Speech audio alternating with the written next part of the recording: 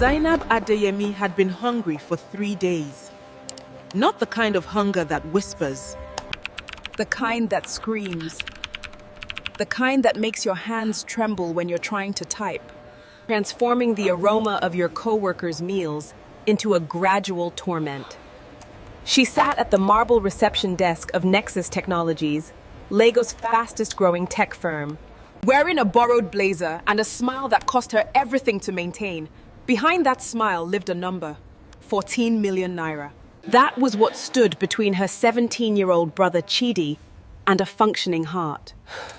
The doctors had been clear. Without surgery within 6 months, the hole in his ventricle would kill him. They'd said it clinically.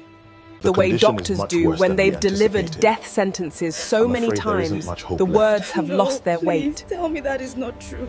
What they hadn't told her, what she would discover too late, was that her brother's condition wasn't natural. It had been manufactured. But she didn't know that yet. Not on the morning the old man first appeared at the dumpsters, smelling of rot and looking at her, with eyes that held secrets older than the company itself. His name was Baba Musa. He was perhaps 70, perhaps older. His clothes were the color of exhaustion. When he walked, he shuffled, as if his body had forgotten how to move with purpose.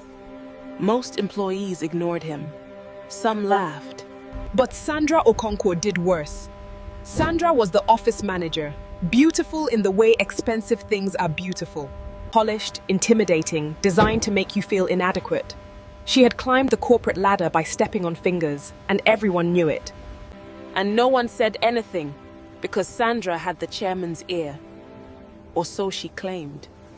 No one had ever actually seen the chairman.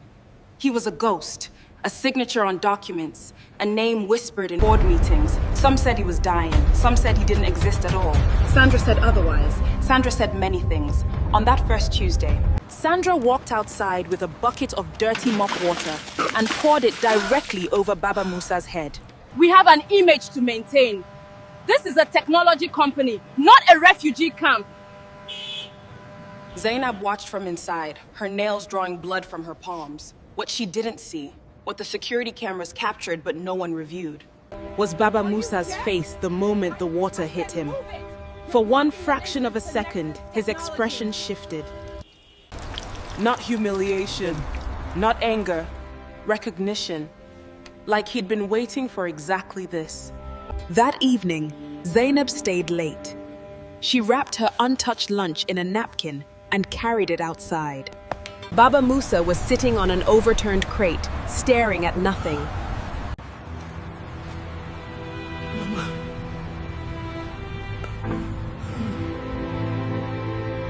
His eyes met hers with a clarity that didn't match his appearance.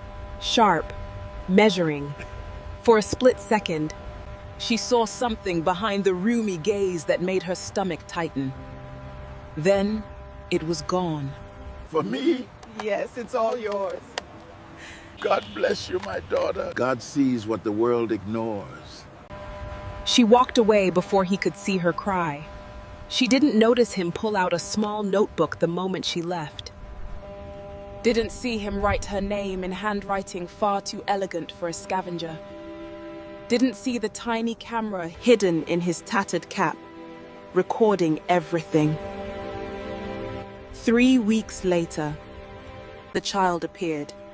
She was perhaps 5 years old, with braids that needed redoing and a dress washed colorless. She sat beside Baba Musa, crying quietly, the kind of crying children do when they've learned that loud crying doesn't bring help. My granddaughter, her mother passed. I am all she has now. Zainab looked at the child and saw Chidi at that age. The way he used to follow her around, Big sister. calling her. Auntie Big Sister. She reached into her bag and pulled out an envelope. 15,000 naira. Her emergency fund. Take it, feed her. Feed her. This is too much. Please. Please, Baba, take it.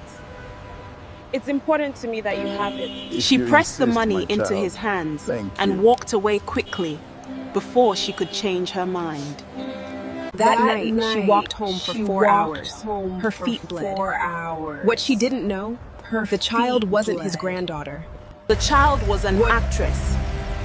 Paid 50,000 naira for one afternoon of convincing tears. She would go home that evening to a comfortable flat in Victoria Island, where her real mother, a casting director, would ask how the audition went. The game had been designed with surgical precision, and Zanab had passed the first test. I know The you stole the necklace was chairman's diamond found necklace. Give me on that a brown Friday. bag right now. Madam, I swear I didn't take it. We'll see about that.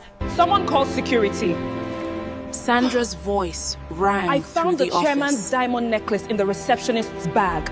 Zainab's How dare world you steal stopped. from me? Security arrived, Security! then police, Arrest real her now! handcuffs, She real has my diamond indifference. necklace in They her asked bag. Sandra questions.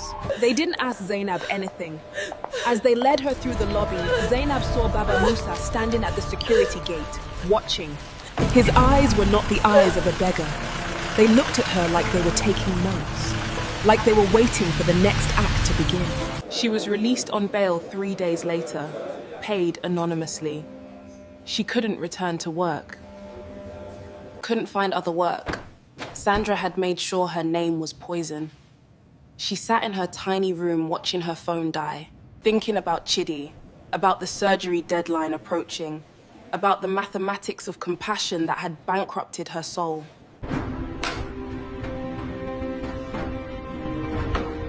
On the 4th day, a letter arrived. No return address, no signature, just a single photograph. Her mother. Her mother who had died 8 years ago. Her mother standing next to a young man in a business suit, both of them smiling. Both Don't of them add holding any champagne background sound glasses on it. in what looked like a corporate party. On the back, one sentence. She wasn't who you thought she was. Zainab's hands shook. She didn't recognize the young man in the photo, but she recognized the logo on the wall behind them. Nexus Technologies. Her mother. A woman who had worked as a house cleaner her entire life, who had died poor, who had never mentioned anything about corporate parties. Or business suits, had been inside the headquarters of the company where Zanab now worked. 23 years ago. Before Zainab was born, This drug she should have left it alone. She didn't. Over the next week, she became obsessed.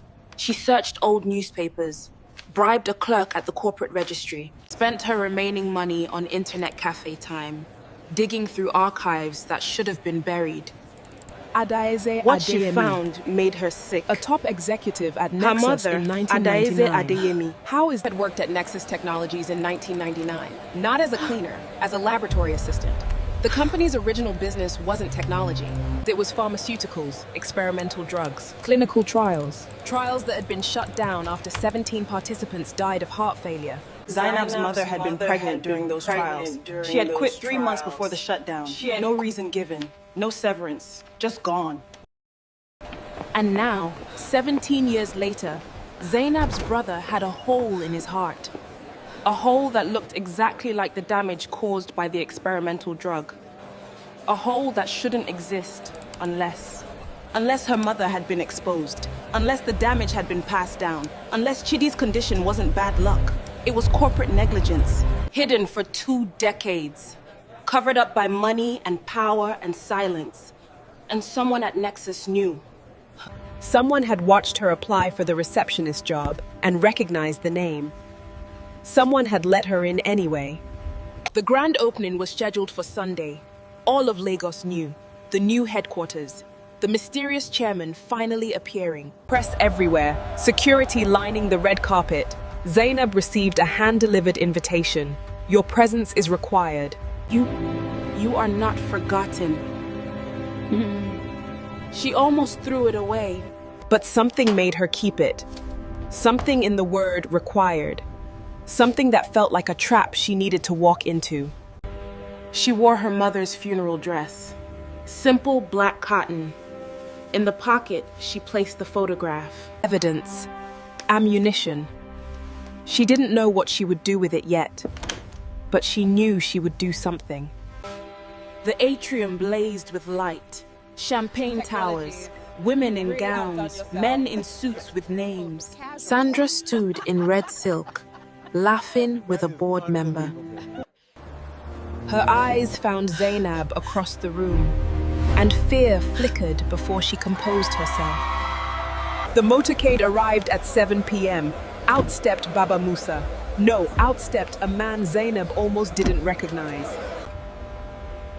He wore a charcoal suit that fit like a second skin. His posture was military straight. His face, clean-shaven, had lost 20 years. His eyes were exactly the same. Good evening, Said by the founder and chairman of Nexus Technologies. I apologize for my unconventional introduction.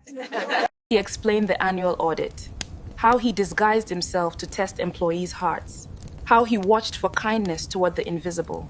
This year, I found exactly what I was looking for. The screen descended. Security footage played. Sandra pouring water on an old man. Sandra planting the necklace in Zainab's bag. The room erupted. Sandra's face collapsed. Security materialized beside her. Miss Adeyemi, please come forward. She walked through the parting crowd until she stood before him. You gave me your lunch, your savings, your transport money. You gave when you had nothing to someone who appeared to be no one. This is the character I want leading my company. Ms. Zanab Adeyemi is hereby appointed Executive Manager of Operations. Applause exploded, but Zainab didn't move. Sir, my brother Chidi had his surgery. You paid for it. Anonymously. Dr. Musa smiled warmly. He's recovering beautifully. I know. What I don't know is why you're really helping me. The smile flickered. I found a photograph, my mother, at this company, 23 years ago, working in pharmaceutical trials. Trials that destroyed 17 lives and were covered up. My brother's heart condition matches the damage profile of your experimental drug. The one Nexus buried. The one that destroyed families while you built your empire. You didn't hire me because I applied. You hired me because you knew my name. You knew what your company did to my mother, what it did to my brother. This whole thing, the test, the kindness audit, was it guilt? Was it a game? Were you ever going to tell me the truth? The silence stretched like a blade. Then Dr. Musa did something no one expected. He sat down, right there in front of everyone. He lowered himself onto the stage steps like a man whose strings had been cut. Yes. All of it. Yes. I did. The confession took 20 minutes. It was me. He told them everything. The trials, the deaths, the cover-up orchestrated by board members who were now dead or imprisoned for unrelated crimes. His own cowardice in staying silent. The guilt that had eaten him for 2 decades. It's time I admit He told them about discovering Zainab's application. Recognizing her mother's maiden name. Pulling the old files. Seeing the connection. I could have ignored it, paid for the surgery anonymously, and disappeared. Let you live your life never knowing. Why didn't you? He looked at her with eyes that held 20 years of sleepless nights. Because your mother forgave me. She came to me 6 months before she died. She had figured it out, that Chidi's condition was connected to her exposure. She could have destroyed me, gone to the press, filed lawsuits that would have bankrupted the company. What did she do instead? She asked me one question. Will you take care of them when I'm gone? He wiped his eyes with the back of his hand. A gesture too raw for a billionaire, too human for a chairman. I said yes, but I didn't know how. The guilt paralyzed me. I watched you from a distance for years. Paid your school fees through fake scholarships. Arranged for your landlord to reduce your rent. Small things. Coward's things. And the audit? I needed to know if you were like her. I needed to know if Grace was genetic. The room remained frozen. Then Sandra, still held by security, mascara streaking her face, let out a bitter laugh. This is insane! You're confessing to corporate murderer in front of journalists? For what, for her? No, for me. Because your mother was right, Zanab. Some debts can't be paid with money, only with truth. He turned to the crowd of shocked faces, frozen cameras, recording phones. Nexus Technologies will be establishing a 100 million naira compensation fund For all families affected by the 1999 trials, an independent investigation will be conducted. I will step down as chairman pending its results. And you, Miss Adeyemi, are free of the job, of the debt, of me, whatever you choose next. I will support it, even if that choice is to burn everything I've built to the ground. She didn't burn it down. She thought about it. For weeks, she thought about it. The easy righteousness of destruction. The satisfaction of watching his empire crumble. But she kept hearing her mother's voice. That soft, stubborn voice that had told her stories about feeding neighbors during famines, about giving away their last bag of rice. Anger is easy, my daughter. Grace is the rebellion.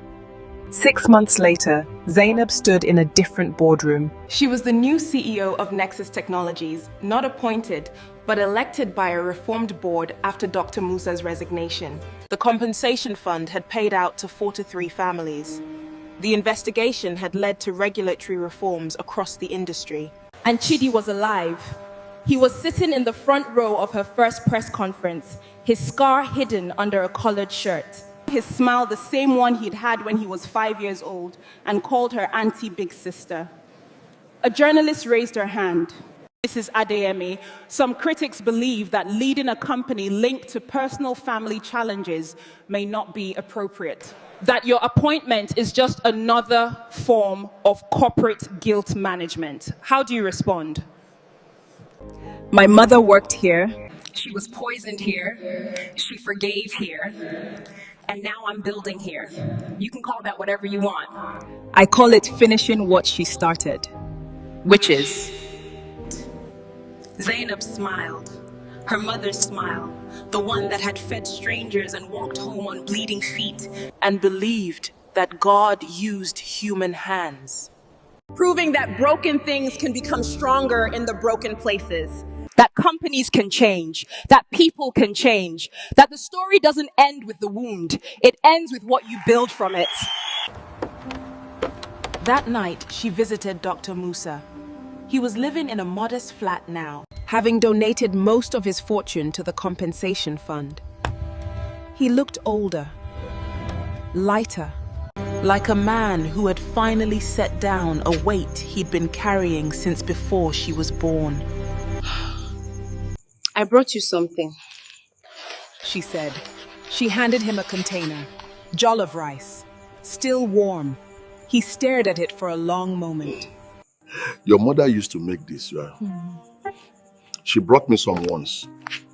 When I was young and stupid and thought money made you untouchable, she said, Hunger is the same for everyone, rich or poor. The belly doesn't know the difference. I don't deserve this.